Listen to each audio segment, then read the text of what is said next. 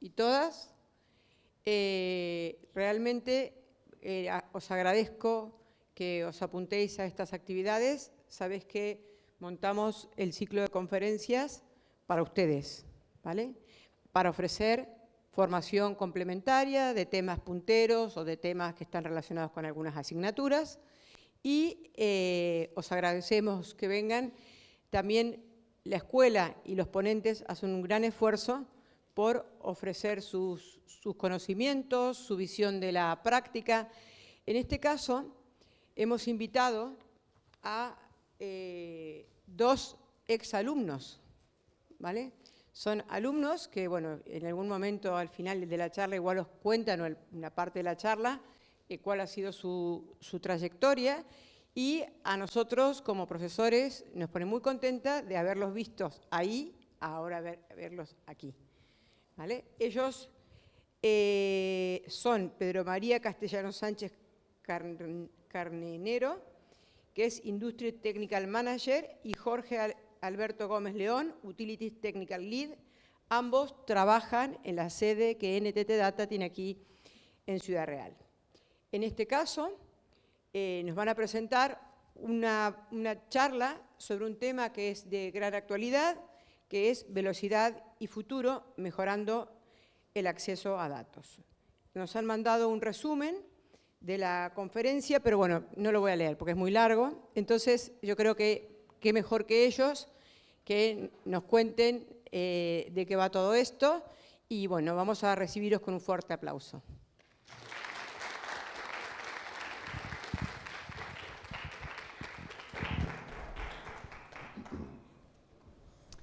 Bueno, pues muchísimas gracias por venir. Quiero empezar dándoos las gracias, ¿no?, que hayáis decidido invertir parte de vuestro tiempo en esta charla divertida, no como aquella, que va a ser aburridísima. Quiero dar las gracias también a NTT por habernos dado la oportunidad de poder estar aquí, y a la Escuela de Informática por haber tenido la deferencia de invitarnos. Vamos a hablar, como decía Marcela, sobre cómo podemos mejorar la velocidad de nuestros sistemas y cómo los podemos preparar hacia el futuro, focalizándonos sobre todo en el acceso a los datos. Pero antes de todo este viaje tan divertido, vamos a tener que pisar una serie de baldosas, como son una presentación.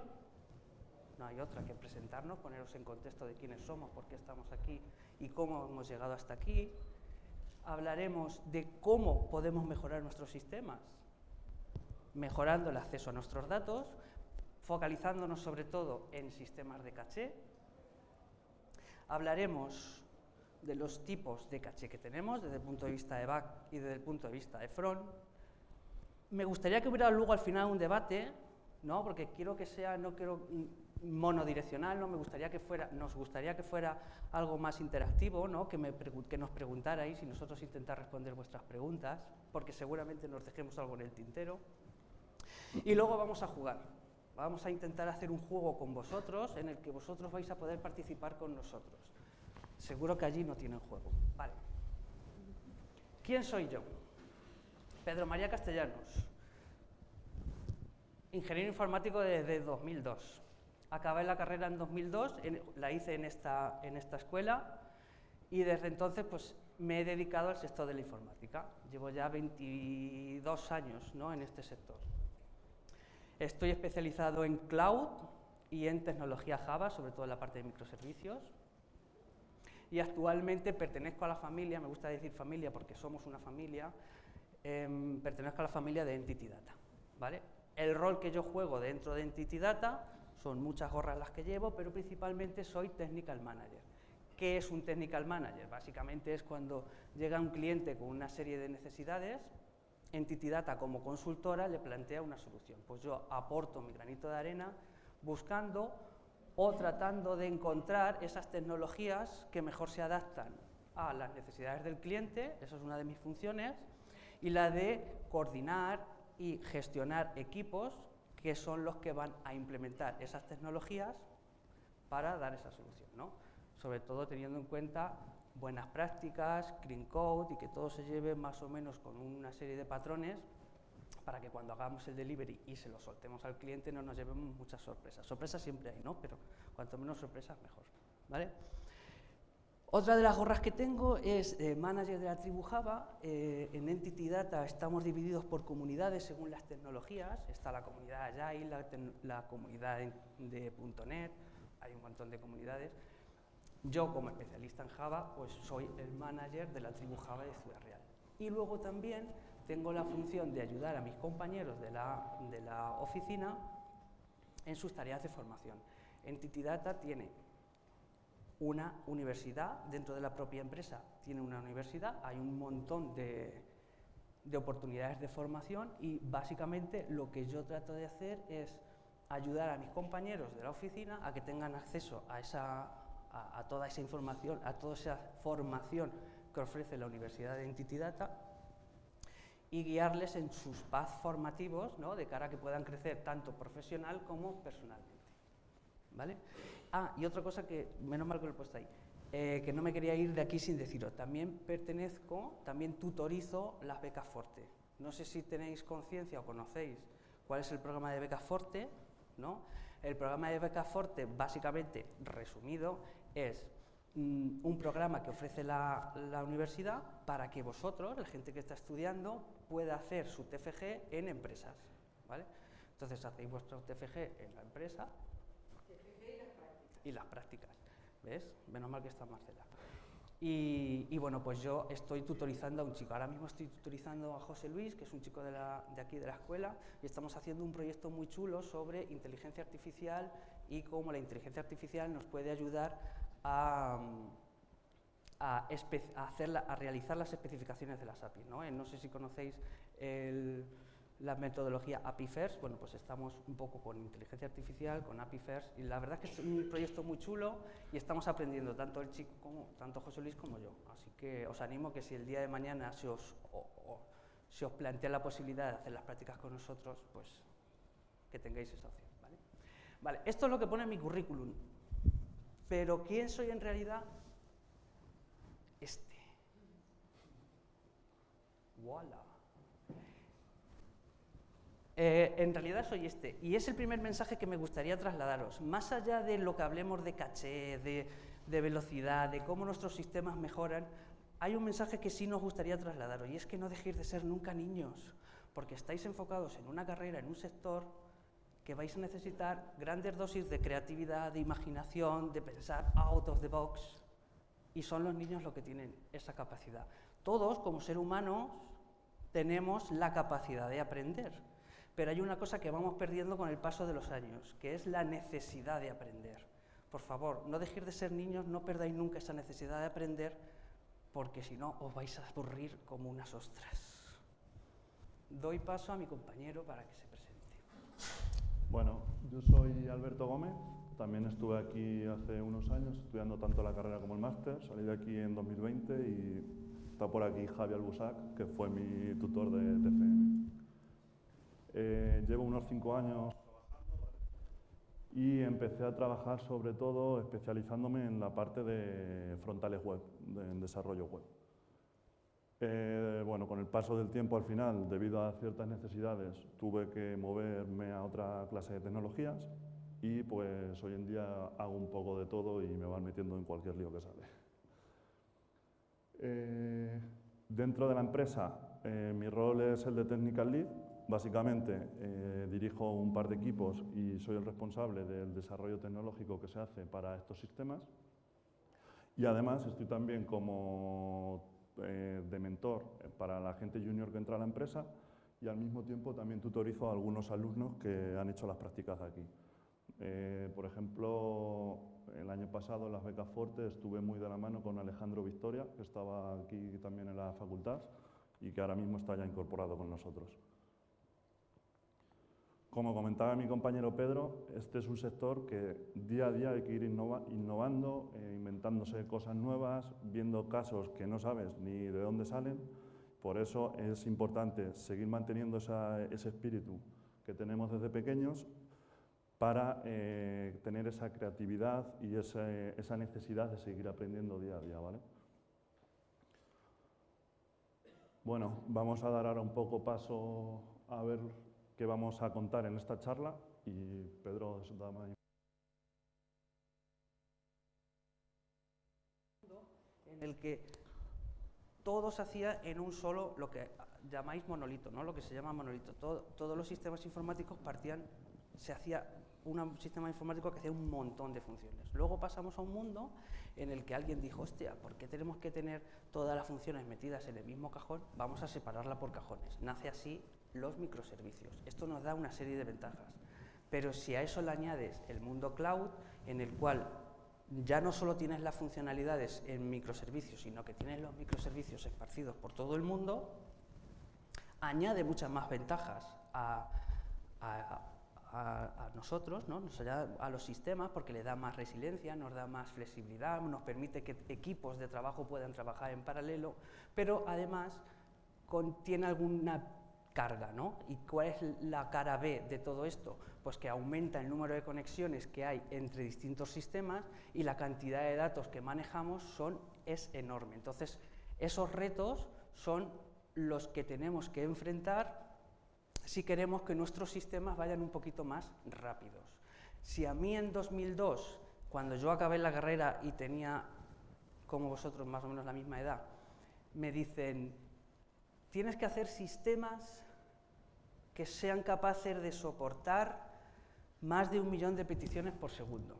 Pues yo le digo, mira, deja de fumar porro viendo Terminator porque se te ha ido totalmente.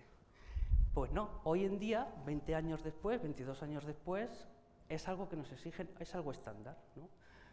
Nuestros sistemas tienen que ser capaces de, como mínimo, soportar esa cantidad de peticiones y hacerlo a una velocidad que el usuario no sea consciente de todo lo que tiene detrás, ¿vale?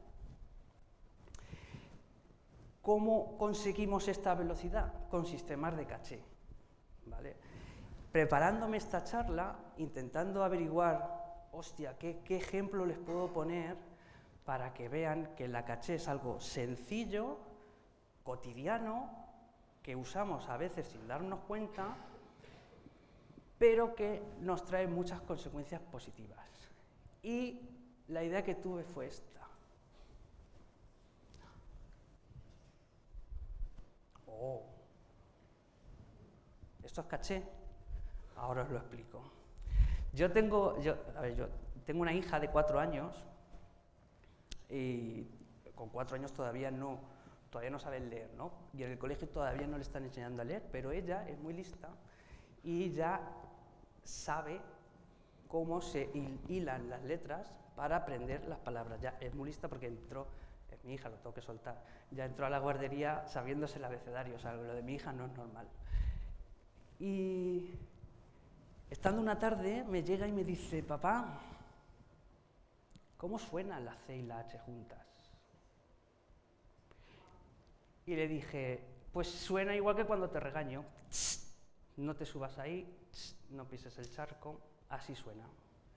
Ah, entonces aquí pone leche. Claro, ella estaba merendando, le dimos un brick de leche con galletas y ella pues, quería saber si su padre, qué le había dado su padre, ¿no? Entonces ella dijo, hostia, aquí pone leche, porque la C y la H suenan ch.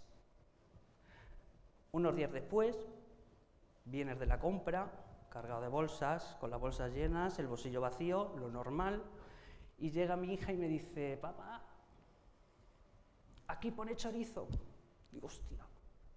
Digo, sí pone chorizo. ¿Qué conclusiones podemos sacar?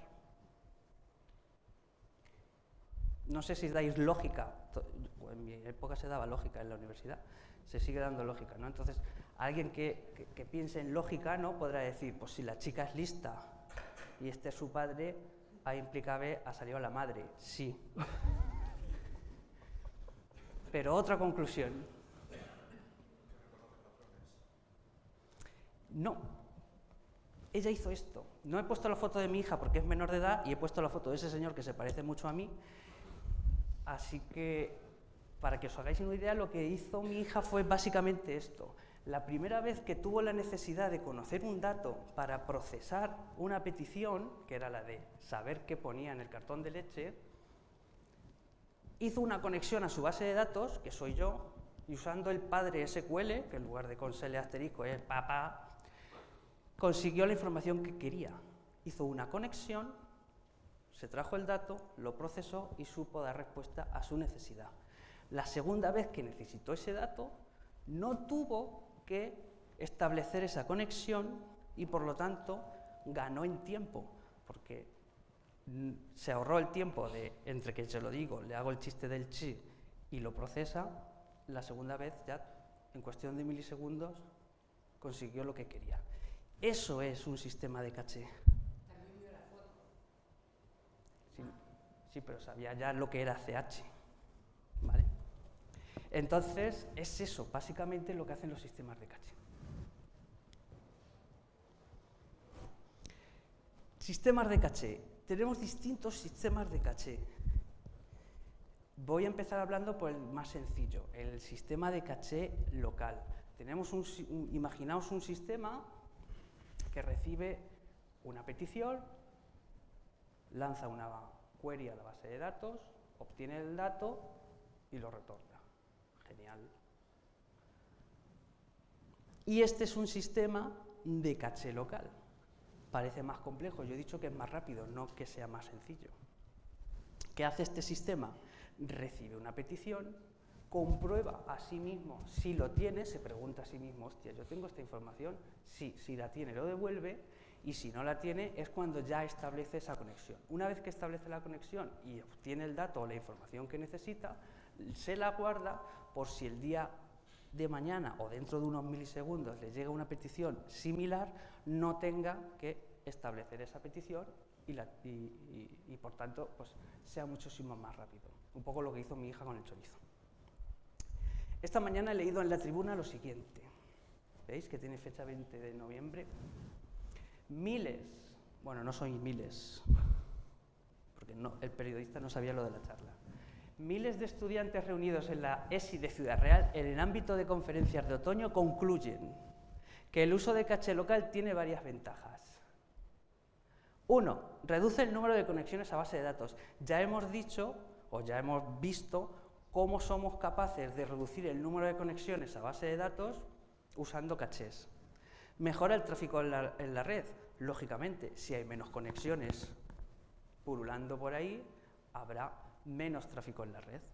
Mayor velocidad en la respuesta. Ostras, si yo no tengo que preguntarle a mi padre cómo es CH y lo sé yo, pues la velocidad a la que yo puedo responder es mucho más elevada. Y mejor escalabilidad. ¿Qué significa esto? Esto significa, imaginaos que tenemos un sistema que soporta 20 conexiones, una base de datos, ¿no? Que es el típico ejemplo que se pone. Una base de datos que soporta 20 conexiones. Pues si mis microservicios, puedo tener más microservicios porque necesitan menos conexiones, estamos mejorando la escalabilidad del sistema. Quiero decir, yo puedo escalar muchas veces mucho más mis microservicios porque no voy a necesitar tantas conexiones, ¿vale? Y la otra es obvia, mejor resiliencia. Si yo pregunto menos veces, menos posibilidades tendré de que la respuesta que me den es falsa, es un error. Entonces, estas son las 5 ventajas que nos ofrece la caché. Bien, he hablado al principio de que vivimos en un mundo en el que hay microservicios pululando por la red y un montón y están en la nube y tal. Y entonces, lo que se suele hacer es que un mismo microservicio se duplica, ¿no? O se triplica, ¿no? Se crean varias instancias del mismo microservicio para así dar soporte a todas las peticiones que nos están llegando. Lo que también se suele hacer es poner un balanceador de carga, que se llama balanceador de carga, previo a toda esa maraña de microservicios, que lo que hace es, usando una serie de algoritmos que se escapan un poco a esta conferencia, deciden cuál de los microservicios a los que tiene que llamar está menos saturado y decide a quién le tiene que enviar esa petición. Más o menos... se me ha olvidado el ejemplo, perdonad. Vamos a hacer un ejemplo antes de todo eso. Imaginaos que tenemos un sistema como es el que he dicho, de un sistema tradicional que no tiene caché y un sistema no tradicional con sistema de caché. Imaginaos que tenemos una latencia de base de datos de 100 milisegundos y nos cuesta ir a nuestra caché 1 milisegundo. ¿Cuál creéis que será más rápido? Es obvio, ¿no? La abuelita nos lo dice. quien haya elegido el sistema 1, y vamos a ver por qué. Imaginaos que tenemos dos consultas. El primer sistema recibirá la primera consulta, irá a base de datos y gastará 100 milisegundos en consultar. Cuando reciba la segunda petición, tendrá que volver a hacer lo mismo, 100 milisegundos en llamar a la base de datos. Habrá tardado en resolver 2 peticiones 200 milisegundos. El sistema 2, el sistema B, la primera vez no tendrá ese dato en su caché, tendrá que ir a buscar la base de datos y tardará 100 milisegundos en consultarlo y 1 en guardarlo. Pero la segunda petición que le llegue se está ahorrando 100 milisegundos. Solo tardará 1 milisegundo en contestar. El sistema sin caché resuelve 2 peticiones en 200 milisegundos. Y el sistema con caché local va a resolver el mismo número de peticiones casi en la mitad de tiempo. ¿Os dais cuenta de la importancia que tiene la caché y con qué poquito podemos mejorar nuestros sistemas? Hablaba antes de los sistemas, y perdonad porque se me había ido lo de ejemplo. Recordad que os he dicho que los microservicios, lo que se suele hacer es pues, crear varias instancias de los microservicios, se pone un balanceador enfrente de ellos, que es el que decide a qué microservicio le lanza la petición. ¿Vale? Imaginaos que tenemos este sistema, nos llega una petición por parte del balanceador, él decide que vaya a la instancia A del microservicio y este va, pues no tengo el dato, ¿no? Pues me voy a la base de datos, lo que hemos visto antes, me voy a la base de datos, me lo traigo, lo guardo en caché y Santas Pascuas. La segunda petición, como ya tengo el dato en caché, no tengo que ir a la base de datos. Genial. Hasta ahí, chachi. Llega la tercera petición y dice el balanceador, ya le he mandado 2 a la instancia, voy a mandarle esta tercera a la segunda instancia. La segunda instancia no ha consultado nunca la base de datos, no sabe el dato. Tiene que, por narices, ir a la base de datos para recuperar ese dato y guardarlo en su memoria caché. Y si llega una cuarta petición y decide el balanceador que vaya por la tercera instancia, nos pasará básicamente lo mismo. Entonces, ¿esto se puede mejorar? Sí, venga, sí. Sí, se puede mejorar. ¿Cómo? Con una caché distribuida. Esto, ¿qué es una caché distribuida? Básicamente es como una caché que comparten todos los microservicios, de forma que cuando llega una petición al primer microservicio y este tiene que ir a buscarla a la base de datos, lo guardará, en lugar de guardarlo en su caché, lo guardará en la caché distribuida, de forma que el resto de microservicios también conozcan ese dato y no tengan que ir a la base de datos a buscarla. Con esto reducimos realmente el número de conexiones a base de datos cuando estamos hablando de sistemas distribuidos. Y aquí es cuando hablo del chocolomo.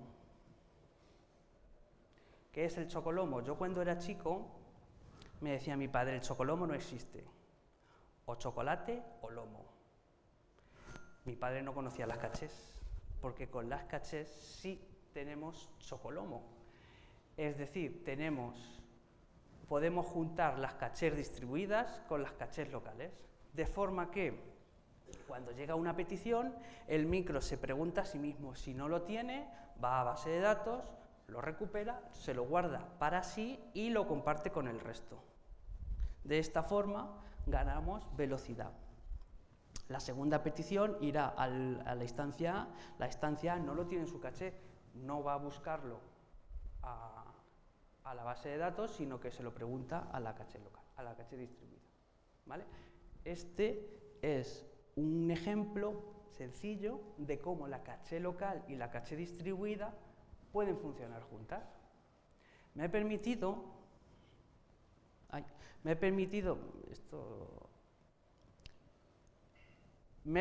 la libertad de hacer una serie de comparaciones. Y si comparamos un sistema de caché local y con caché distribuida con un sistema de solo caché distribuida, el aumento que podemos tener es de hasta un 39% de mejora en la velocidad, solo introduciendo la caché local a nuestro sistema de caché distribuida. Si comparamos el sistema de caché distribuida frente a un sistema que no tiene caché distribuida, pero sí tiene caché local, el aumento es de hasta un 62%. ¿Qué quiere decir esto?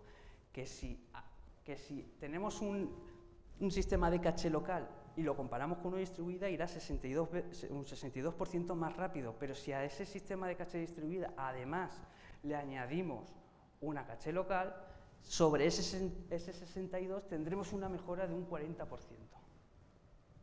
Ojo, cuidado. Y aquí es donde mejor se ve, en los extremos, cuando comparas los extremos. Comparamos un sistema de caché local y con caché distribuida con un sistema tradicional que no tiene nada, el aumento la mejora puede ser de hasta un 97%. Lo hemos visto en la no sé qué transparencia en la que veíamos a la mujer haciendo así. Veíamos que 2 peticiones pasaban de ser atendidas en 200 milisegundos a 101 milisegundos. Esta es la ventaja. Fijaos con qué poquito, sin ampliar memoria, sin ampliar nada, podemos hacer que nuestros sistemas vayan un 97% más rápidos. Y estoy hablando de cachés, todo el rato, de cachear llamadas a base de datos, pero no solo se pueden cachear llamadas a base de datos. Tú puedes cachear llamadas a base de datos, puedes cachear la llamada a otro microservicio para evitar tener que llamar a ese microservicio. Los microservicios pueden hablar entre ellos. Puedes cachear incluso lógica de negocio. Imaginaos que tenéis un método así que hace 300 millones de operaciones, pero siempre nos devuelve el mismo dato cuando recibe los mismos argumentos. Pues ¿para qué vamos a repetir esa lógica de negocio tantas veces? Pues cacheamos y le decimos al método, cuando recibas estos argumentos, no hagas nada, devuelve lo que ya devolviste hace un tiempo. ¿Vale? Entonces, cachés, sí. Cachés distribuidas y cachés locales, también, pero cuidado con este. ¿Quién es? Este es la persona en la que no os tenéis que convertir. Este es el tonto del martillo. ¿No sabéis la historia del tonto del martillo? A un tonto se le dio un martillo.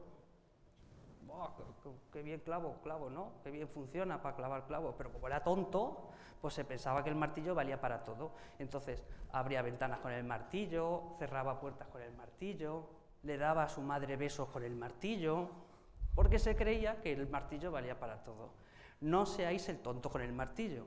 Esto es muy útil, pero hay que saber usarlo. ¿Vale? Normalmente, y ya acabo, uno de los criterios que se suele usar para decidir si podemos o no cachear un dato es la volatilidad que tiene ese dato. Me explico. Siempre será más fácil cachear, y esto es un caso real de un proyecto que he estado hace unas semanas, de una sede electrónica para una empresa pública nacional, que necesitábamos mostrar el típico combo, ¿no?, con las provincias y tal, ¿no? Pues ese es el típico dato que puedes cachear cuando va a cambiar las provincias en España. Tiene una volatilidad muy pequeña, entonces es un dato que es cacheable al 100%. ¿Vale? Si queréis a lo mejor cachear el valor que tiene las acciones en bolsa o el valor que tiene la energía, que eso va fluctuando cada segundo, pues eso se puede hacer porque hay herramientas, pero hay que andarse con mucho ojo para hacerlo. ¿Vale? Y doy paso a Alberto. Bueno, hasta ahora mi compañero Pedro os ha estado contando un poco cómo cachear toda la parte más de datos, ¿vale? Más de la parte del backend y cada vez que haya que acudir a base de datos a por estos datos.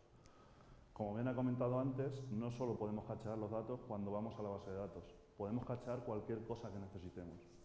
En este caso nos vamos a enfocar sobre todo en las cachés a nivel de los frontales, ¿vale? O a nivel de un dispositivo móvil, que ahora después veremos también. No sé si a alguno suena esta imagen que vemos aquí. Esto son las opciones de desarrollador de cualquier navegador web moderno, ¿vale? Este creo que está extraído de Microsoft Edge, pero en realidad todos tienen algo similar o igual. Aquí podemos ver diferentes métodos de almacenamiento, ¿vale? ¿Qué significa esto? podemos almacenar en cualquiera de esas opciones que vemos ahí información para cuando necesitemos un dato, bien sea de base de datos que vamos a tener que pedírselo a la parte del servidor, a la parte back, o cierto elemento en pantalla que va a haber que pintar, podemos dejarlo ahí almacenado y no hay que hacer petición alguna. Directamente lo cogemos y lo pintamos, lo mostramos en pantalla. Vamos a hablar de algunos de estos elementos, no vamos a ver todos, pero bueno, los más útiles son los que vamos a ver a continuación. Vale, antes de empezar vamos a hacer una comparativa de todos ellos, un poco para seguir el mismo patrón, donde en el primer apartado, el bloquecito verde, vamos a ver la capacidad de este espacio de almacenamiento. En la parte amarilla veremos la volatilidad que van a tener los datos que vamos a almacenar aquí.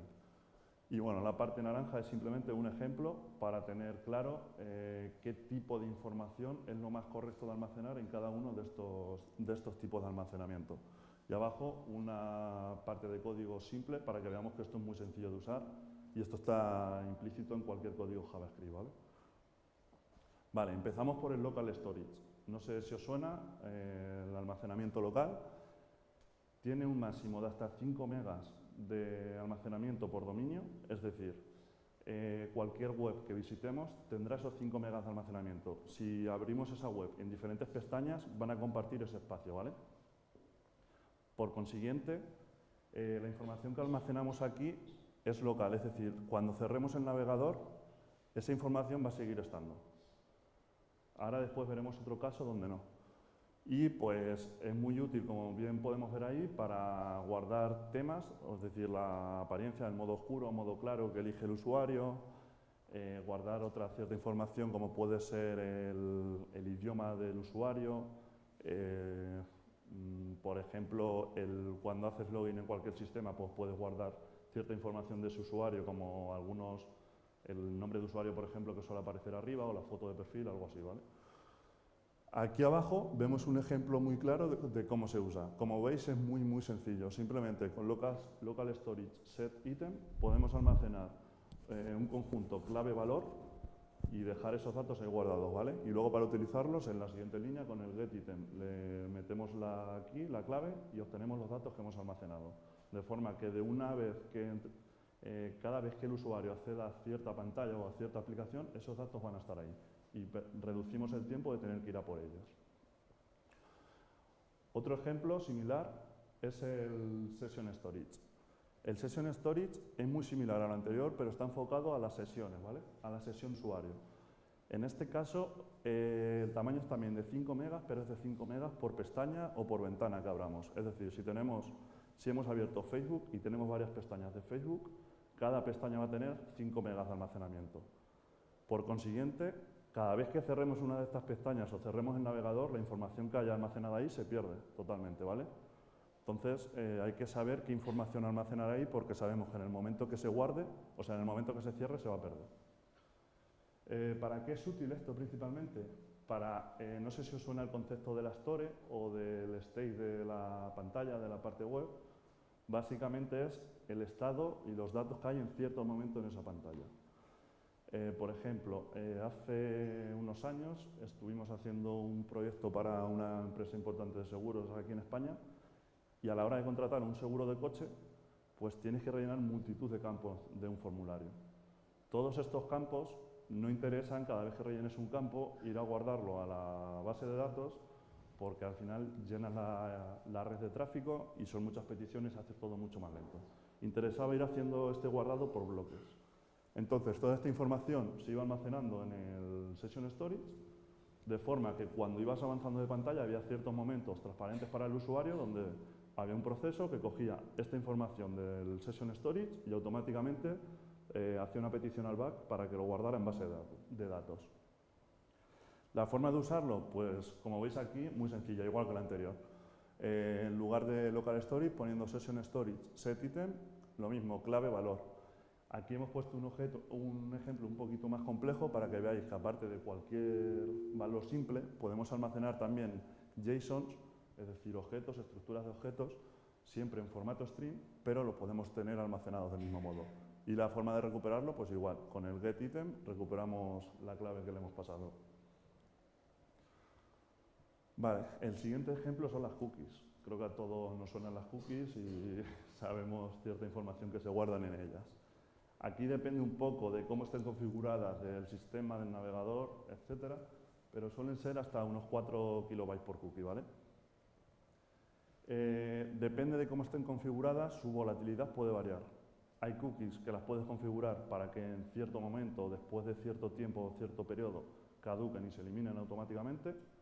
Puedes hacer que caduquen, pero que permanezcan ahí y en el momento en el que vas a usarlas caduquen. O las puedes configurar para que sean permanentes y haya que borrarlas explícitamente a mano, ¿vale? ¿Qué podemos almacenar en las cookies del navegador? ¿Alguno tiene alguna propuesta, algo que se le ocurre? Muy típico de guardar aquí. Lo más típico es sobre todo los tokens. Es decir, cuando nosotros nos autenticamos en cualquier web, se hace una llamada al servidor, el servidor hace lo que tenga que hacer y nos va a devolver un token de acceso, un churro de caracteres y números, que es con lo que nosotros accedemos o nuestra autenticación para que indica que en realidad somos nosotros. Esta información siempre suele ir almacenada en una cookie y suele llevar adjunta una fecha de caducidad. Por eso, por ejemplo, cada vez que entramos a Facebook, la primera vez tenemos que introducir las credenciales, pero las siguientes veces la sesión suele estar abierta. Aparte de este primer token, normalmente las aplicaciones así un poco más complejas y que todos usamos en el día a día suelen tener otro token aparte que lo que hace es refrescarnos este primero para que no haya que estar iniciando sesión cada 2 horas, por ejemplo, ¿vale? Y que duren varios días. Automáticamente se va renovando. Otro ejemplo que vemos a continuación es el IndexedDB, es decir, la base de datos indexada que tiene el navegador. Esto ya sí que es una base de datos más compleja, podemos almacenar objetos y estructuras más complejas como en cualquier otra base de datos y como veis es mucho mayor a los anteriores. En los anteriores es para guardar información pequeñita. Aquí podemos almacenar hasta 250 megas de información y aparte podemos guardar ficheros, es decir, archivos de texto o cualquier tipo de fichero y permite guardar datos en formato blob. ¿Alguien de aquí sabe lo que es el formato blob? Bueno, no deja... ¿Sí? ¿Por ahí arriba? Eso es. No deja de ser la conversión de cualquier fichero o dato un poco más complejo, como son ficheros, imágenes, vídeos, audios, se pasa a formato binario y podemos almacenarlo en base de datos, ¿vale? Estos datos ya sí que hay que eliminarlos explícitamente, no tienen una caducidad automática. Y un ejemplo muy claro es una aplicación de notas. Es decir, por ejemplo, Google Keep, no sé si la conocéis, o cualquier otra aplicación de notas online. Una vez que nosotros estamos conectados a la red, podemos escribir cualquier tipo de nota, tener diferentes notas, tener diferente información almacenada. Nosotros, desde un móvil, por ejemplo, incluso sin estar conectados a la red, tenemos acceso a esas notas. De hecho, ahora después veremos algún ejemplo, porque podemos estar editando notas de forma offline y posteriormente, cuando nos conectamos a la red, esto se sincroniza. ¿Cómo podemos ver estas notas sin estar conectados a la red? Porque están cacheadas en el móvil. Aquí abajo vemos también otro ejemplo de cómo poder utilizarlo. Parece un poco más complejo, pero no deja de ser nada más que abrir la conexión a base de datos y instanciar o crear el objeto que queramos guardar en ella. Por último, tenemos la parte de caché, ¿vale? Esta parte, su capacidad sí que está gestionada al 100% por el navegador, por el tipo de dispositivo, depende de muchos factores, entonces no hay una capacidad concreta máxima que tenga de almacenamiento. Los datos, de nuevo, estos sí que hay que eliminarlos explícitamente y son muy útiles, como he comentado al inicio, para cachear en este caso recursos estáticos que se guardan a nivel de web, ¿vale? En JavaScript. Por ejemplo, tenemos cierta pantalla que tiene una imagen que mostrar, o que muestra un background o algún logo, el logotipo de cierta empresa, aquí arriba en las cabeceras. Estas imágenes suelen estar cachadas aquí en la caché API para que automáticamente, conforme entras a la aplicación, el logo ya se esté mostrando, o el logo y una cabecera, o un pequeño formulario, o algún cuadradito, algo así, hasta que carga toda la información que tiene que venir, que tiene que solicitar al servidor y el servidor a su vez a la base de datos. Aquí abajo vemos otro ejemplo claro de cómo usarlo, ¿vale? Y a continuación vamos a ver los service workers. Estos no son espacios de memoria como tal, sino que son unos procesos que corren en background que nos permiten gestionar los datos que hay almacenados en todos los espacios de memoria que hemos visto hasta ahora. Es totalmente transparente para el usuario, los procesos los creas y están ahí corriendo o configurados para que corran cuando sean necesarios y no se eliminan automáticamente ni nada, tienes que entrar a borrarlos como tal. Por ejemplo, os comentaba antes el ejemplo de una aplicación de notas. ¿Vale? La aplicación de notas en modo offline podemos tener esa información en el móvil porque hemos visto que la podemos cachear en algunas de estos medios de almacenamiento y podemos incluso modificar estas notas estando sin conexión a Internet. En el momento que nos conectamos a Internet es cuando se sincronizan. ¿Cómo se hace? Usando esto, usando los service workers. Básicamente están configurados de cierta forma en el momento que te conectes a Internet, que comienzas a ejecutar, comparas lo que tenemos en la nube con lo que tiene el usuario local y lo sincronizas. Te quedas con lo último que se haya modificado. Aquí vemos un ejemplo también sencillo de cómo utilizarlos. Básicamente decimos qué queremos abrir o qué datos de los medios de almacenamiento anteriores queremos gestionar, en este caso partes de la caché, y hacemos que automáticamente devuelva cierta información. Vale, estos son los medios de almacenamiento que hemos visto para las aplicaciones web. ¿Vale? Cualquier aplicación web que se abre desde un navegador tiene todos estos medios de almacenamiento. Ahora vamos a hacer una pequeña comparativa entre aplicaciones web y aplicaciones nativas. Vale, vamos a ver un poco estos 5 puntos, el desempeño, la interfaz en cada una de ellas, las actualizaciones y la compatibilidad. Vamos a ver un poco los beneficios en cada tipo de aplicación. El primero, en cuanto al desempeño, las aplicaciones web obviamente requieren conexión a Internet. Eso es una ventaja porque cualquier dispositivo con acceso a Internet y con un navegador va a poder utilizar las aplicaciones, siempre que estén bien diseñadas y bien creadas. Por contra, las aplicaciones nativas lo que nos ofrecen es que tienen una mayor eficacia y una mayor rapidez, ¿vale? Al final están instaladas en el propio dispositivo, no sale de ahí, están hechas específicamente para ello, entonces es todo más, está diseñada para utilizar toda la potencia y toda la eficiencia de ese dispositivo. En cuanto a la interfaz, una aplicación web siempre nos va a dar mayor flexibilidad a la hora de diseñar, de hacer cualquier cosa. Y sin embargo, las aplicaciones nativas destaca por su fluidez y además va a tener que mantener siempre cierta coherencia con respecto al sistema operativo o dispositivo para el que esté diseñada. En cuanto a la accesibilidad, una aplicación web no requiere instalación, está ahí, al final es una URL a la que consultamos, por debajo hay una aplicación web corriendo y la utilizamos.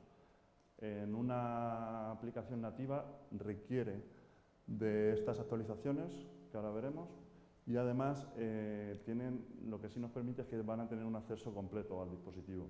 Es decir, vamos a poder usar las cámaras, el GPS, cualquier sensor que tenga, por ejemplo, un dispositivo móvil, una aplicación nativa la va a poder utilizar de una forma mucho más eficiente, más sencilla y mejor que una aplicación web. En cuanto a las actualizaciones, en una aplicación web te aseguras que siempre el usuario va a estar usando la última versión o la versión que tú quieras que use. Sin embargo, en las aplicaciones nativas es el usuario el que tiene que descargar las nuevas actualizaciones si quiere usarla. Y aquí hay dos problemillas, o dos formas de enfocarlo. La primera, obligas al usuario a tener siempre la última versión y si no, no va a poder operar con la aplicación. Y la segunda, que es un poco más costosa para el desarrollo, es tener adaptadas varias versiones que sean compatibles y permitir que el código esté hecho para que se pueda trabajar con ciertas versiones al mismo tiempo, que esto suele dar más quebradero de cabeza. Y en cuanto a compatibilidad, pues bien, las aplicaciones web, como he dicho antes, cualquier sistema con un navegador y con acceso a Internet puede usarlas, y las nativas pues son desarrollos, Son desarrollos hechos ad hoc para ciertos dispositivos, especialmente para ellos, y no te puedes salir de ahí. Una vez vista esta comparativa, ¿vale? Y vistos los sistemas de almacenamiento que tenemos en la parte frontal de las aplicaciones web, vamos a hacer una comparativa de qué cosas similares tenemos a nivel nativo en estos sistemas operativos, ¿vale? En Android, iOS y Windows, que son los tres más conocidos y más utilizados actualmente. Vamos a empezar con los lugares de almacenamiento con mayor capacidad, donde almacenar datos simples y datos complejos, más estructurados. En este caso, en Android tenemos el Set Preference, el User Defaults y el Application Data para la parte de Windows. Y si queremos almacenar datos más complejos, pues tenemos los siguientes. SQLite es muy útil para cualquiera de ellos, ¿vale? Está hecho a propósito para implementar esta funcionalidad y tiene soporte para los tres sistemas, por lo que suele ser bastante útil, ya que al final un equipo que sepa trabajar con ello te va a dar soporte y te va a dar apoyo para trabajar en aplicaciones desarrolladas para cualquiera de los sistemas. Aparte, cada sistema pues tiene también su propio espacio de memoria donde guardar y gestionar esta información. En el caso de Android es Room, en el caso de iOS Core Data y Windows Entity Framework, que igual a algunos suena si habéis programado en .NET.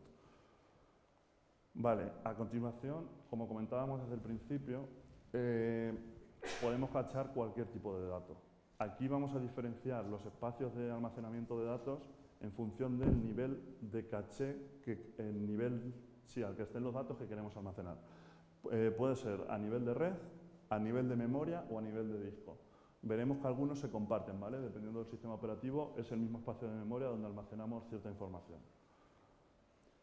A nivel de caché tenemos Glide en Android, que ahora veremos que es tipo SQLite, lo que pasa que enfocado solamente para Android, de forma que nos permite tener o gestionar cualquier dato con esta librería. Son librerías externas, al ser código abierto, todo lo de Android son librerías externas que hay que utilizar.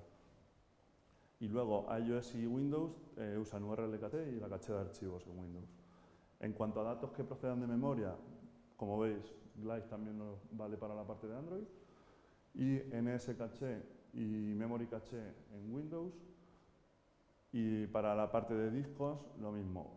Vemos que en este caso, iOS y Windows utilizan el URL caché y la caché de archivos a la vez para los datos que provienen de red y los datos que provienen de disco, lo cual nos simplifica un poco la cosa y no hay que estar jugando con tantas cosas al mismo tiempo. Y esto ha sido un poco todo en cuanto a la presentación. Si os parece, estamos abiertos a dudas, cualquier pregunta que queráis lanzar.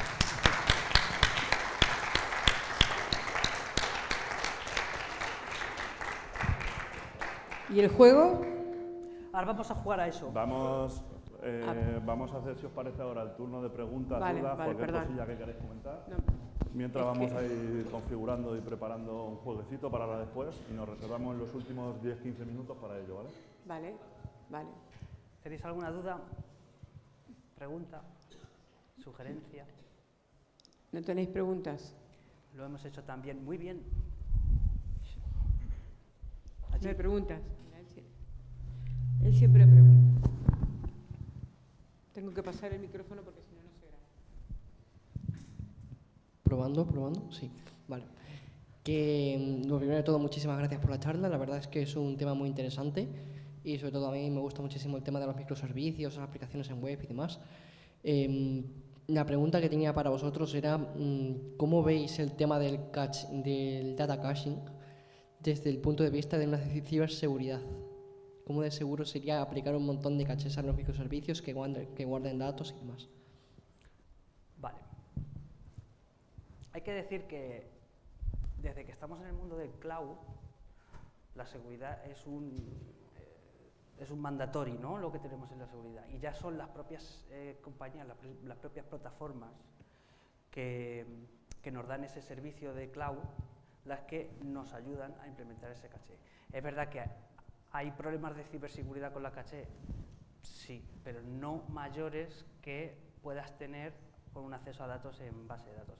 Tal vez la caché de front sea más susceptible a hacer ese tipo de hackeos o de ataques, ¿no?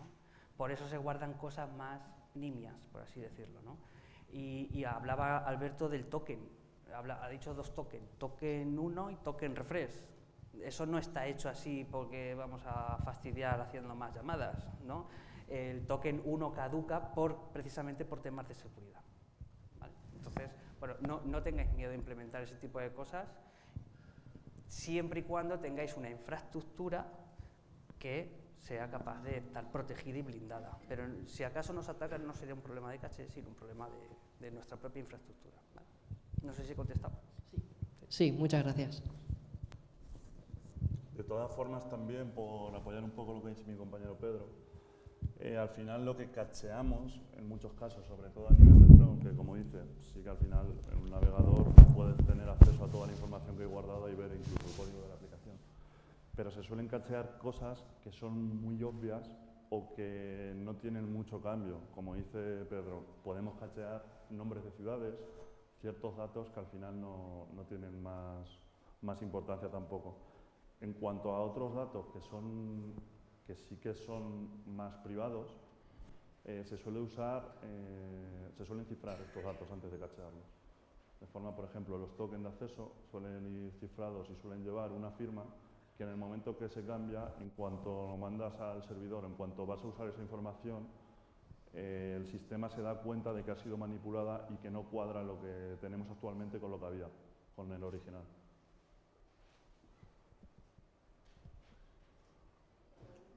Por cierto, no lo he comentado, pero mientras os podéis ir conectando, ¿vale? A través del QR. Va a ser divertidísimo, así que por favor. No, hasta que no acabemos las preguntas, hay que darle nosotros para empezar. Vale. Ser rápidos porque solo los 50 primeros van a tener acceso. Hola, muchas gracias por vuestra charla. Ha llegado un pelín tarde, pero me ha parecido muy buena.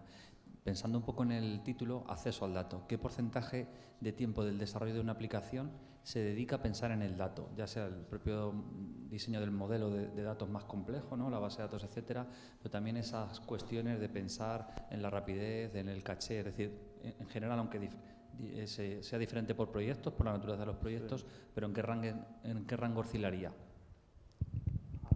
Depende mucho del tipo de proyecto, el tipo de información que se requiere, de si se necesitan muchos cálculos. Como ha dicho antes, por ejemplo, yo que estoy en el sector de utilities, ¿vale? En parte de trading de energía, hay datos que tienen que estar ahí de forma instantánea, es decir, se utilizan, tienen que estar los datos accesibles desde el primer momento. No puedes perder segundos en mandar una solicitud para comprar cierta cantidad de energía porque su precio ha bajado en ese momento y tener que esperar un minuto que a saber el precio que va a tener un minuto después.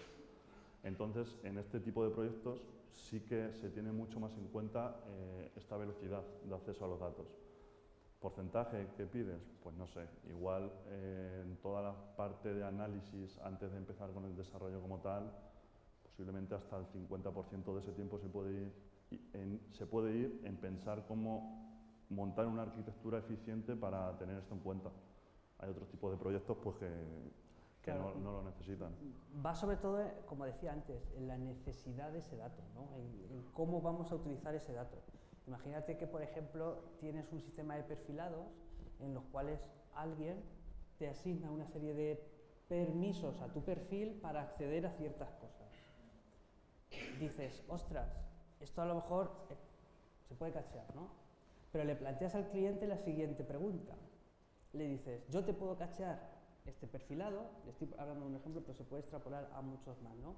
Yo te puedo cachear este perfilado y cuando alguien te asigne permisos, va a pasar un tiempo hasta que esa caché se refresque y tú tú tengas tus permisos actualizados.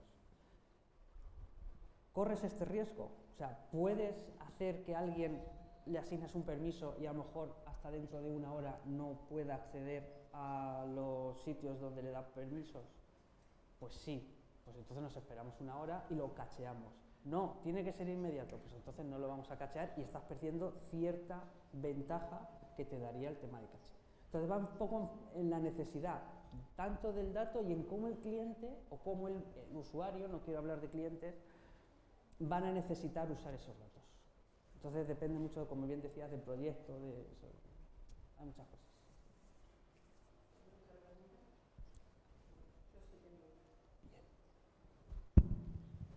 Muy difícil. No, mentira. Nuestro nombre. Por total desconocimiento, ¿no? Quizás es obvia la pregunta, pero bueno, creo que igual también puede ayudar a los alumnos. ¿En qué momento del desarrollo, de todo el desarrollo del proyecto, pensamos en estas cosas? Al Al principio. O sea, es cuando... Antes ¿Cuando de estás que- diseñando la base de datos, por ejemplo? Antes. Cuando estás pensando en el negocio, en cómo implementar el negocio que el cliente te quiere pedir. Esta pregunta que le lanza al Crescencio, hostia, ¿te interesa que los perfiles se actualicen? Esa pregunta se la tienes que hacer antes.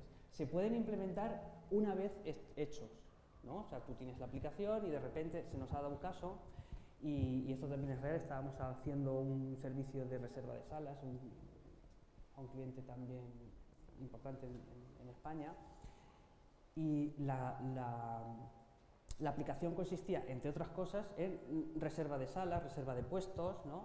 ¿Qué pasa? Que ellos, a las 10 de la mañana, permitían a sus empleados reservar puestos. Genial. Cuando tenían, o cuando esta aplicación la estaban usando pocos empleados, los lunes a las 10 de la mañana, todos éramos felices. Cuando abrieron y fueron, en lugar de 100 empleados, fueron 700 empleados los que a las 10 de la mañana de los lunes entraban en la aplicación, nos dimos cuenta de, hostia, aquí hay que hacer algo porque se nos cae. Ese es un ejemplo de cómo implementamos una solución de caché en una aplicación ya. Lo normal, lo recomendable, al principio. Cuanto más pienses al principio, menos problemas vas a tener al final. Entonces, es lo recomendable. ¿Se puede implementar luego más tarde? Sí. Incluso se pueden quitar. A veces que nos hemos dado cuenta que tampoco tenía mucho sentido guardar en memoria ciertos datos. ¿Qué rol dentro del proyecto juega la persona que decide esas cosas, o qué expertise o skills debe tener o formación debe tener quien se dedique a eso? Normalmente quien decide eso, nosotros trabajamos en modelo Agile, ¿no? Y sabemos el modelo Agile. Normalmente lo decide el Product Owner, que es el dueño, por así decirlo, de la aplicación, con el responsable técnico, junto con algún stakeholder por parte del cliente, ¿vale? Normalmente parte de mi labor, cuando os he dicho un technical manager hace no sé qué, pues sí, parte de mi labor es buscar las tecnologías que se adaptan a las necesidades del cliente, pero también pensar cómo vamos a implementar esas tecnologías. Entonces, rol 1, no. Al menos son 3 actores: el Product Owner, algún stakeholder por parte del cliente y el director técnico del proyecto. Al final, la responsabilidad o decisión de esto no va a ser solo de una persona, sino que siempre se va a apoyar en el equipo que tenga por debajo. Como bien dice, el Technical Manager se apoyará en el líder técnico que tenga, y el líder técnico se apoyará en el equipo para ver y analizar correctamente qué es lo que más interesa en cada caso. ¿Y hay alguna metodología o algún diagrama o alguna notación o algo solo para decidir estas cosas, o para plasmarlo o para reflejarlo? Y otra cosa es, claro, como no sé mucho de esto y no me dedico a esto, me preguntaba yo con qué herramientas se hace todo esto, ¿no? Porque esto de cachear, ¿qué es? Bueno, ha mostrado un poco ahí la herramienta. Si podías comentar un poquito más de esas herramientas que usan y demás.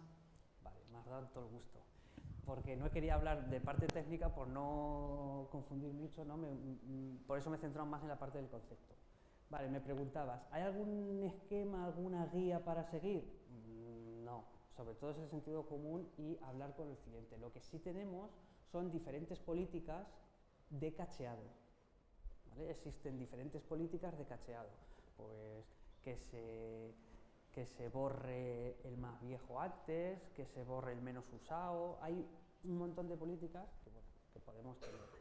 Y son herramientas que nos están ayudando. Desde el punto de vista técnico, no es, he dicho que aparentemente es complicado, ¿no?, el introducir sistemas de caché, pero hoy en día no lo es tanto. Por ejemplo, en mi parte, que es la parte de Java, usamos el framework de Spring.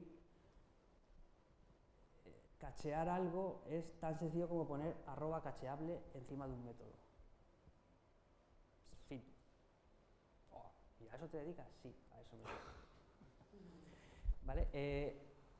Lo puedes configurar, ¿no? Pero básicamente es poner la @cacheable. Si luego tenéis curiosidad, podéis googlear Spring Caché y ahí veréis distintas anotaciones. Está la de cacheable, luego hay otra anotación para hacer edit de las caché. El edit es bórrate, pero básicamente es una anotación encima de un método.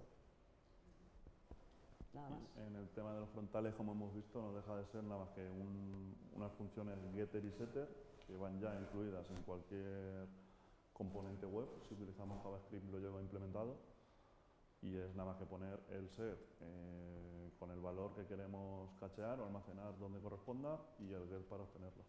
O sea, es bastante sencillo. La dificultad de esto está en saber qué datos son los mejores para cachear. Y como dice, para eso hay que conocer bien el negocio y sobre todo hablar mucho con el usuario o el cliente.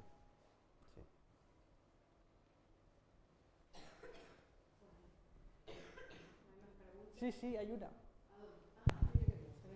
Muy bien. ¿Cómo es tu nombre? Buenas. A ver, tenía una duda con el tema de las cachés, y es que cuando hablabas de la volatilidad de los datos, de cómo se tiene que trabajar con ello, no puedo evitar pensar, ¿cómo evaluáis hasta qué punto o hasta qué tamaño tenéis que elegir la caché? Porque si la elegís, por ejemplo, asociativa o de mapeado directo, ¿no daría problemas tener más tamaño del necesario? Hay una cara B, ¿no? Y yo creo que tú le acabas de dar la vuelta a la moneda para nuestro regocijo. La cara B, claro, la caché no deja de ser una memoria. Eso lo tienes que almacenar en un sitio. No se te puede ir la olla cacheando cosas porque estás comiéndote la memoria del micro. Tienes que andarte con ojo. Eso cuando usamos caché local. Cuando usamos caché distribuida no hay problema. Normalmente usamos dos tipos de herramientas, ¿no?, para caché distribuida: Redis o Memcache. Hay diferencia entre ellas. Redis es la más usada. La diferencia principal es que Redis es un clave valor. No, Memcache es un clave valor y en Redis puedes cachear objetos así de grandes, ¿no? ¿Cómo decides qué cantidad de memoria tienes? Pruebas de carga, pruebas de estrés en la aplicación. ¿Vale? Hay un departamento de QA que se dedica a hacer todo este tipo de pruebas: performance, carga y test, y estrés. Al final no te puedes volver loco y decir vamos a cachear todo lo que nos vaya llegando, porque si amplías demasiado el tamaño de esa caché, al final se va a convertir, como bien dice, es una memoria, no deja de ser una memoria. Si empiezas a almacenar muchos datos ahí, va a ser más costoso buscar los datos que necesitas y vas a perder esa velocidad. Claro. Y en cloud, por ejemplo, Redis, nosotros tuvimos un problema. No hago nada más que hablar de mis problemas, pero la vida no es solo problemas, mi trabajo no es solo problemas. Nosotros tuvimos un problema precisamente con eso. Nos volvimos locos cacheando y teníamos una Redis en AWS, en la cloud de Amazon. ¿Cuál era el problema? Que Amazon te cobra por el número, por el canal. Nuestro problema era que la tubería con la que nos conectábamos a Redis tenía este tamaño. Si queríamos teníamos que pagar. A mí no me importa porque el dinero no es mío, pero se lo dije al cliente y dijo, cachearme menos, ¿vale? Entonces hay que tener un poco en cuenta eso, que al fin y al cabo es memoria y vale pasta.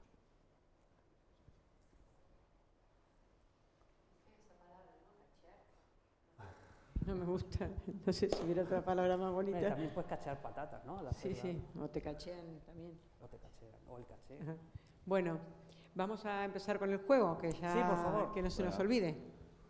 ¿Os habéis bajado ya esto? ¿Estáis ya dentro? Hay un montón de corazoncitos, guay. Lo que no sé, creo que con el mando no va a funcionar. A ver. Vale, bueno, no sé si ya lo habéis hecho alguna vez. Sí. No deja de ser una serie de preguntas, un cuestionario sobre lo que hemos estado comentando ahora mismo, a ver si habéis estado atentos o no. Vale.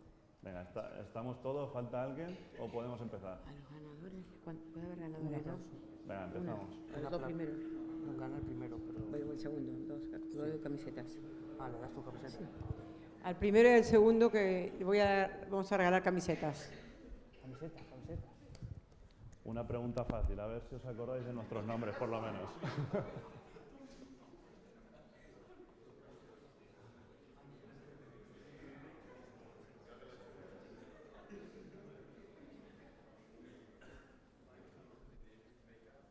Esta es fácil, ¿eh? Pedro y Pablo. Qué bueno.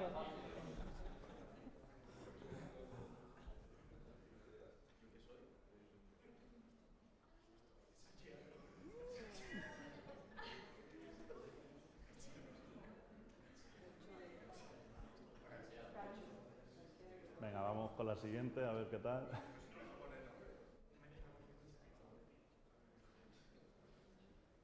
¿Cuál ha sido la finalidad de esta charla? Aprender cómo se pronuncia la CH. Sí. Conocer el funcionamiento y tipo de memoria caché, conseguir algún crédito extra para convalidar alguna asignatura, cómo éramos de pequeñitos, o descubrir que para abrir las puertas hace falta un martillo. Vemos que alguna venía aquí solamente por los créditos.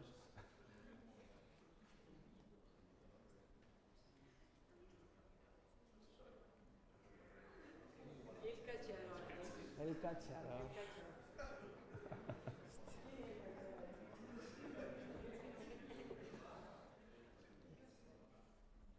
Veo que no habéis dejado vuestro niño interior todavía, ¿eh? Está bien. ¿Eso le pediste? Sí, sí, sí, sí. ¿Cuáles de los siguientes tipos son medios de almacenamiento en frontales? Cookies, Session Storage, Local Storage, Session Storage Index DB, o Local Storage Cookies y URL Cache. No se lee mucho. Es que se ve muy pequeñito, ¿no? Un poco más, sí. Pero a ellos en los dispositivos, en el móvil les sale bien, les sale en grande.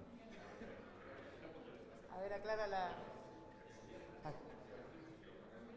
Vale. Bueno, básicamente la opción correcta, como veis, era cookies, la cache API y el index DB. La segunda opción, el Session Storage y las cookies sí que son, pero retrofit son de aplicaciones nativas.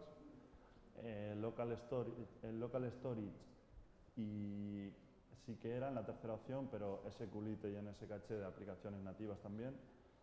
En la cuarta opción, la opción amarilla, la parte de Entity Framework, eso de Windows, de .NET.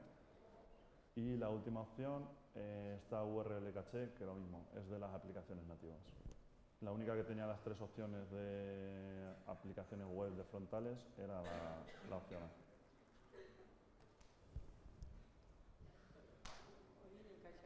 Uy, pierde puntos el cachador. Oh, no, primero. Hostia, gana. ¿Quién será el cachador? Y lo va a tener que saber, si quiere recibir el premio, va a tener que saber quién es. El cachador. A ver. Siguiente pregunta, ¿qué ventaja tiene una aplicación web respecto a una nativa? Rapidez y eficiencia, acceso a las características del dispositivo, compatibilidad con cualquier dispositivo con conexión a Internet, desarrollo ad hoc para cada sistema operativo o siempre se encuentra actualizada. Vale, la rapidez y eficiencia, que veo que también hay... La rapidez y eficiencia, que veo que también hay gran parte de gente que la ha votado, eso es propio de las aplicaciones nativas, ¿vale? Al final están instaladas en el propio dispositivo. Al final están instaladas estas aplicaciones en el propio dispositivo y por ello pues bueno, están hechas ad hoc para ese dispositivo, por lo que su eficiencia y el acceso a los diferentes elementos del dispositivo van a ser más rápidos. O sea que las dos opciones correctas serán las que veis en pantalla. Siempre van a estar actualizadas, el usuario no va a tener que actualizarse nada y son compatibles con cualquier dispositivo que tengan conexión a Internet. Vamos a ver el ranking.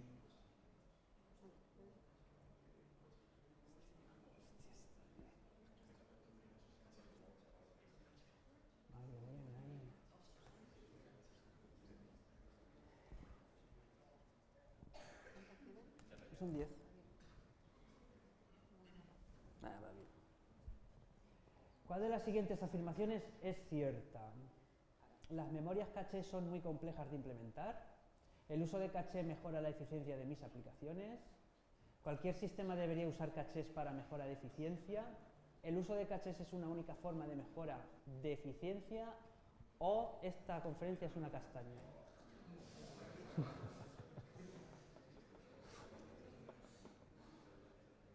¿Se podía marcar más de una? No, era la única correcta. La que no se podía marcar era la última.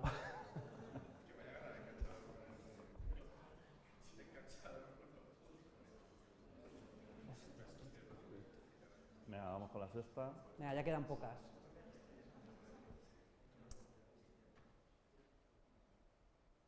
¿Pueden convivir la caché local, la distribuida y el local storage, las tres al mismo tiempo?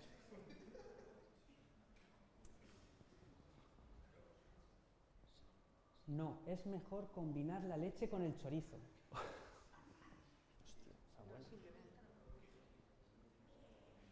Sí. Vale, correcto. Como bien ha dicho Pedro, hay ¿cómo era? Hay chocolomo, hay chocolomo. Chocolomo. Se puede combinar todo y no hay ningún problema. Podemos cachear diferentes tipos de datos y procedentes de diferentes orígenes.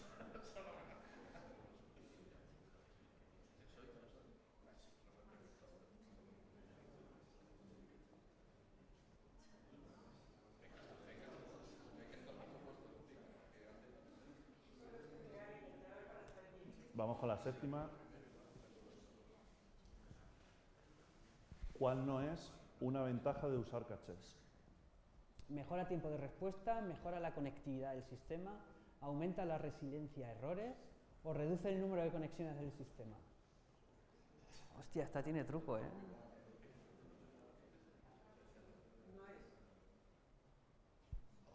Oh.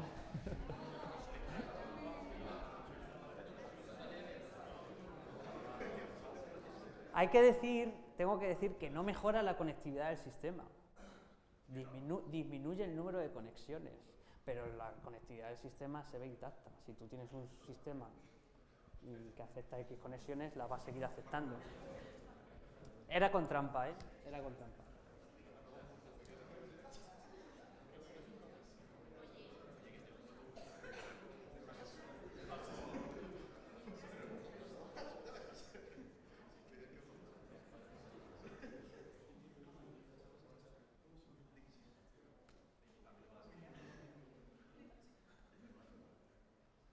¿Cuál es el principal beneficio de utilizar cachés en los sistemas de información? Reduce el uso de memoria del sistema, aumenta la complejidad del sistema, disminuye la seguridad de los datos o mejora la velocidad de acceso a datos.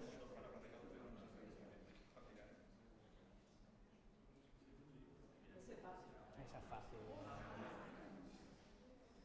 Pensando en el título de la charla. Luego solo eso.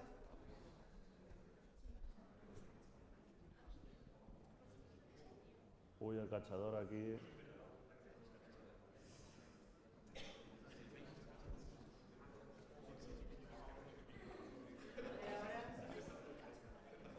Penúltima pregunta.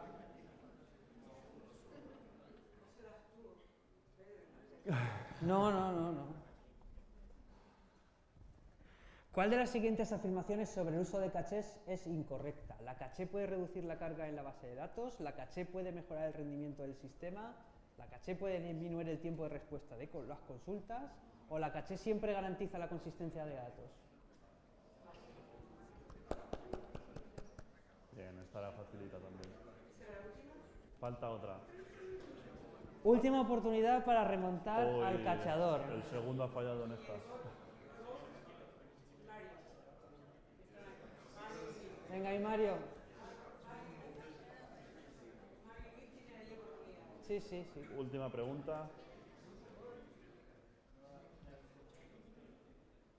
¿Cuál es una ventaja de utilizar una caché distribuida en lugar de una local?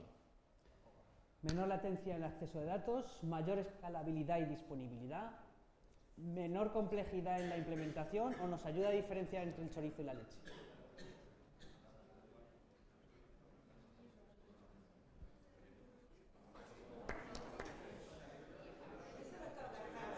Esta no estaba tan clara. A ver, la caché local y la caché distribuida está muy bien, pero lógicamente la caché distribuida tendrá un acceso un poquito más lento que la caché local si nos miramos a nosotros mismos.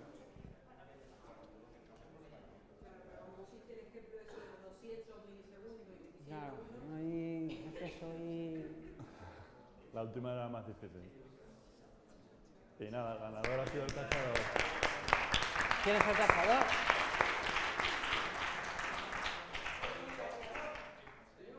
Ahora tiene que salir. El cachador, un aplauso al cachador. A los tres primeros. Hostia, ¿y cuáles son los tres primeros? Mario y Luis, el tercero.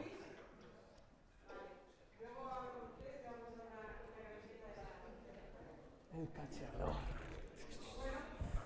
Y con esto le vamos a dar un regalito también a Alberto y a Pedro, ¿vale? Este regalito es para ti, para que nos recuerdes. Es una camiseta y una gorra de la escuela. Ay, genial. Cuando Gracias. vayáis a correr o a pasear, Gracias. ¿vale? Gracias. Muchas gracias. Gracias. Muchas gracias a todos por asistir. Muchas gracias. Vale.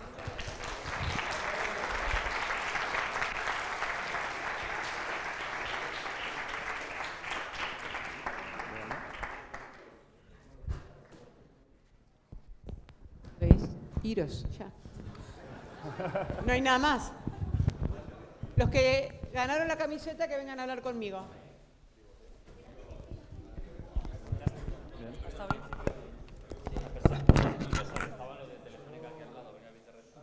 Está guay, ¿no? Yo creo que mi última parte es un poco más coñazo. Era mucho más técnico que lo de Pedro.